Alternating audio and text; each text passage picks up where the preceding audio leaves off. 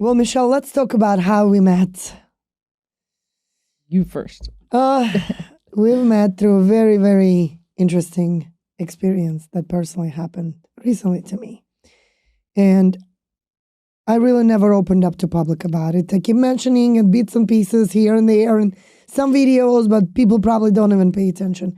What in the world is she talking about? What happened to her? Well, let's go back to Thanksgiving of last year. I remember I was here the day before with Olga Zakinova recording my podcast in reference to Florida's topic. And we were both so excited. And the hype, the emotions, I was feeling like, Michelle, I was literally like, I never experienced that feeling of, I felt like I was on cloud nine. And the day of Thanksgiving, coming out of my house and just simply looking around, my intuition was telling me to watch out and be careful and open your safe and put on your Rolex watch and put on all your beautiful jewelry. You know, you just wanted to look good. Yes. But I got bombarded from family and let's go. You late?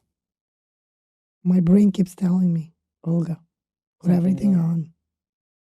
Probably 3 times. I remember very clearly. And I just kept going on, putting on my comfortable stuff like I usually wear. And I just ignored myself. I just ignored my feelings, my thoughts. My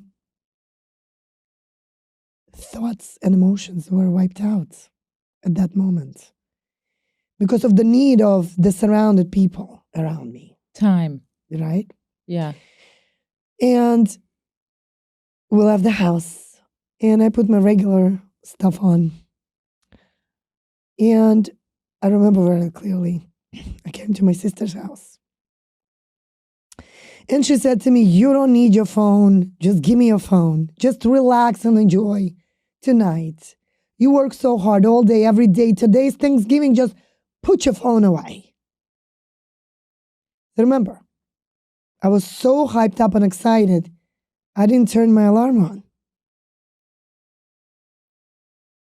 When we left the house, my husband told me, put the alarm on. And I was so excited that I didn't. So that just goes back to multiple flashes that brings me back to you as a professional. When I walked into my house, I knew something was off. First of all, the gate was open and the door was not locked. And my son ran upstairs and he saw the door open and he started screaming. And I knew that someone had the audacity to put their hands into my space. That was very, very difficult to tolerate and process. I couldn't sleep for a while peacefully. I would wake up many times over and over again with the thoughts that this is a bad dream and this is not the reality. Oh, I know those. And this is not all real. I'm still sleeping. And I don't believe that's true. But that same day, I called Michael Vostok. God bless him. Yes. And I said to him, Michael, what's going on in the community? You would know more than anyone else what's happening. Yeah. Is this somebody who knew who we are? Is it some random setup? Is it just what's going on in the country? Because it's happening everywhere. That same night, when they walked into my house, there was 3 or 4 other break-ins in Fresh Meadows.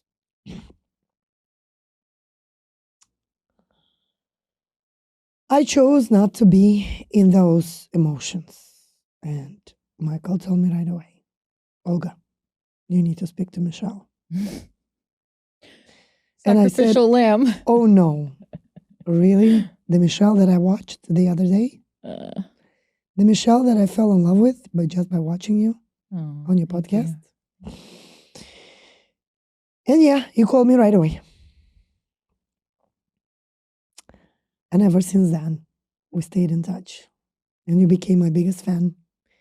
And here we are today, opening up all the truth and the emotions of how you shared your story and how you persevering your personal problems and turning it into the brightest future you could create for others and for yourself. And the same applies here. I have to say the truth. The rewarding factor of buying tchotchkes and really making me happy, those days are over. Because if they could be that easily taken away from me, I don't want them anymore. I don't want to put my earrings anymore. And my husband sometimes asks me, why don't you put your earrings anymore? And I tell him, I don't want it. Where is the silver lining there? I think that I persevered and I didn't want to be in my emotions. I quickly realized that I didn't want to be in those feelings. I hated the feelings that I was in. Right. And I really made an instant connection with you to start the therapy. Mm-hmm. And if it wouldn't be for you and the therapist that you assigned to me, that I don't think I would be here today. Because I realized that there is so much more power to my existence. And there is so much more power to what I can do for myself, for my life, for my family, for my children. And it's not tchotchkes and it's not things. It's this. It's being here today. It's being here with you. It's being here on this podcast. And it's really sharing my knowledge, my wisdom, and my experience with those that I love the most. And it could showcase on my YouTube videos. It could showcase on my channel. It could showcase on my Facebook. It could showcase on my Instagram. It could showcase on everything that we are building and creating right now for our clients. We stepped up tremendously from that curving point where we started creating so much more support for our clients. There's going to be so much more that I'm coming out with on alarms, on the systems, on cameras, on everything that people need to stay focused and aware. And don't be comfortable. That's the thing. Your thoughts, your feelings, your beliefs, take them serious. That night, God was giving me many different signals, and I ignored it because I was just so in a different space mentally. And that's how I operate my business, Michelle. I operate my business from a place of guiding, supporting, and helping my clients to really have them understand we got them. Yes, money comes when the job is done, but the process in between that's the most significant moment. Trust. Right. I'm there with you. I don't have 1 million listings at one given time. We help one client at a time. And that's what I'm there for, to help support, produce, and really showcase myself, my brand, my properties, my clients' properties in the quickest way so we could execute the process and the end result. So they could get where they want to go. Whether they're relocating to Florida, whether it's about them getting into Long Island and different lifestyle, whether it's just something different. But we also go through a lot of different challenges in life. And I would like to openly, publicly thank you, your company, and everything you do for the community. Even though you are affected, that you're not able to be 100% like most people that are not appreciating and taking for granted their body parts and their mental state. It may be their ability to function, just to get up and run. How much would you pay for that right now? I can't afford it. I know. But there is some people that just simply need to be open-minded, dive deeper into their feelings, their thoughts, their emotions, and pay attention to your inner self to understand what do you need to do this moment. I got many different signals. I ignored it. And I was so excited that I totally got on a different space. That if that's the payback, if that's my payback for what I'm developing now, I'm letting it go. Letting it go. Do I miss all my stuff? Yes. Do I want them back? No. No. I don't want it. With that being said, there is a huge silver lining to this. First off, shout out to the robbers. Thank you. Because this created a huge change in your life. And we spoke about this. Just as this, right? Yeah. When all else fails, we think about meaning and purpose. Yes. And that's what we're here today to discuss. Meaning and purpose. It seems like everything that you put your hands on to is for the sake of the client. Yes. It seems like you're too emotionally invested. And I love that. I really, really love that. But sometimes we lose ourselves along the way. Correct. So when you came to me and you told me, you were in a frenzy, of course, the family was in a frenzy, as, that would, if you weren't, then you'd be insane. So,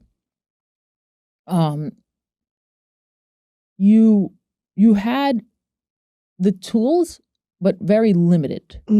So you had the emotions, you had the thoughts, you vocalized them, but you didn't quite know how to put them all together. I think you were scatterbrained at that point. That makes sense. Yeah. So you were shattered. Brutally. So the next step from being shattered is to, examine, how do I put myself back together? Right. And you're not Humpty Dumpty. Right. Like, it's not that simple. Right. This takes years and years, endless, till infinity and beyond of hard work on yourself. Right. And it's a beautiful thing because that's what you want to be doing. Or else you need to check yourself before you wreck yourself. Because you can very easily wreck yourself if your thoughts and emotions are not healthy. So going back to, a little clinical wrap up with this, I guess. I feel that you have grown so much as a person, as a professional, as a mother, as, a wife, whatever it is that you've done, whatever it is that you've touched. I see a wiser you. And I'm so proud of you for going to treatment and not following these old, stigmas, and old generational patterns of not seeking help. You pushed forward despite the criticism, despite the knowing that there's you might be some sort of failure if you need help outside of yourself. So you push through. And that is a huge part of being modern and up to date and taking what we have from the old, but yet implementing it to the new. And that's how you turn into one beautiful person, is through change as well. We know that this is where we came from, but how do we change? How do we become a better person? How do we deal with all those emotions? How am I going to sleep at night knowing that robbers were just in my house? Clearly you were shattered. That's understandable. But you told me, Michelle, I'm hypervigilant, I'm paranoid. I can't, I'm not safe in my own home. And that makes sense. All of that makes a lot of sense. But what somebody could do to process that and to ultimately have that come out into a silver lining or into, a beautiful thing that with meaning and purpose is to embrace the change, knowing that you're going to go seek treatment, right? So your thoughts perhaps might have been, they're coming back. They're not found. They have my stuff. Anger, you're hurt, mad at yourself because you didn't put that alarm on, right? Yeah. And thinking, what are other people going to think? Did I do a good job as being a caretaker to my children? Something really bad could have happened to them. What kind of mother would that make me be? Yeah. So all those thoughts were racing through your head. And you decided to go to therapy and process it. And you, as a smart person, said, no. I don't want to be paranoid. I don't want to be hypervigilant. I want to be comfortable. You don't want to sit with those emotions. And you went deep and you tried to resolve the issue at hand. Yes. So and I'm very happy I did. And I'm happy you did too. And I'm hoping that more people do that, whether it's through coming to my clinic or going to somewhere else. Please, please, please do not be affected by the stigma and push forward. And as hard and scary as it is, at some point, it's going to need to be done. And sometimes things need to fall apart for them to come back up. And there's no moment better than that trauma, than learning from those absolutely shattering moments. And so we can take that and turn those shattering moments into a blessing. So how do we do that? Is you've learned a healthier way of thinking. Perhaps your thoughts were not, let's take one, for example, they're going to come back. They haven't found them. They're going to come back. Now, the emotion from there is going to be anxiety, discomfort, all of that, scared, petrified, uneasy. So from there, the behaviors are going to be looking at the window, locking the doors, and rationally, this doesn't make sense. Rationally, you know that they're not coming back. You're home. The police found out. They know. They robbed a bunch of things and they left. And your stuff is gone and you're going to have to learn to live life without the rollie.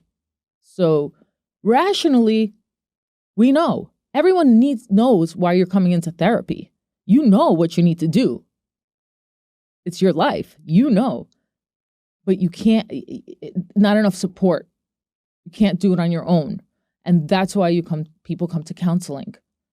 To have somebody push them into, having to be independent on their own and having control over those emotions, ultimately, so that you can make better decisions. So the behavior from there is going to maybe, exacerbate the situation. Now your kids are probably like, oh, mom's freaking out. I'm going to freak out too. Like, mom can't keep it together, and then it's just something that we want to be mindful of. So the emotions lead to thoughts, and obviously the thoughts lead to behaviors, and then it becomes a vicious cycle. So how do we get out of that? Once again, therapy. Who's going to tell you, hey, Olga, stop, slow down. What are your thoughts? How does this make you feel? What are you doing about it? And that's why it's important to seek help in any which way possible, whether it's through a therapist, whether it's through your loved one. It's vital to dive deep and muster up the courage and do it, because on the opposite end, there's going to be a payout. Of course. And this was your payout. Yes. And this was my payout. Correct. So my payout is being here today. And this is what I started. This is why I came into the field. And yes, I'm in a really messed up situation. But I'm really happy that I've been able to make change, and I hope to make more change. And that'll help me get on my feet. So that's all I have to say. Well, Michelle, our connection and our relationship started from very brutal experiences. And hopefully we could inspire and motivate those that are maybe in a position that need help, not to sit or doing things that are not healthy. Yeah. But really admit it. I'm not in good space. I definitely need to address it. Admitting. I'm not happy with the emotions I'm feeling. And I know what I want. And let me dive deeper into the outcome. For me personally, this is my outcome. You're sitting right here. And I'm very grateful. Me too. And I'm very pleased to have found so many new followers. A lot of people asking me, Olga, what's in it for you? I'm not looking to become next Oprah Winfrey, although that might be a good idea. Because I do feel that I do enjoy this process and I do have it in my DNA. But I'm here operating simply from a place of really giving back. And every little message that I get from people that would like to join the podcast and do these recordings, whether you have a business, whether you would like to have and blend in with the real estate world, we're constantly looking for good professionals that are ready, willing, and able to expose themselves and really go out there into the world and showcase their best masterpiece of themselves. And this is why, Michelle, when you approached me, I said, okay, real estate and mental health, how does it work together?